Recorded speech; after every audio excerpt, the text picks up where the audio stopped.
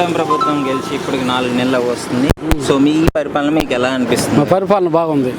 ఇసుక ఇటీవల ఇబ్బంది పెడుతున్నారు, అది ఫ్రీ చేసాడు, బాగుంది.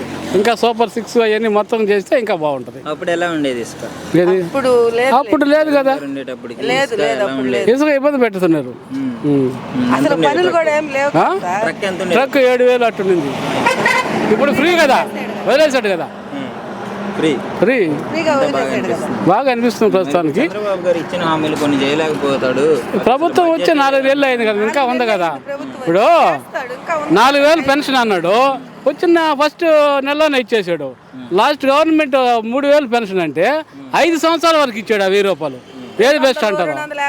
250 సంవత్సరాలు 5 సంవత్సరాలు ఇచ్చాడు. ఈయన ఎక్కిన పక్క రోజే ఇచ్చేసాడు కదా. సూపర్ 6 జూన్ నుంచి అన్నాడు, జూన్ జూలై 3 నెలలకు కూడా కలిపి ఇచ్చేసాడు తమ్ముడు.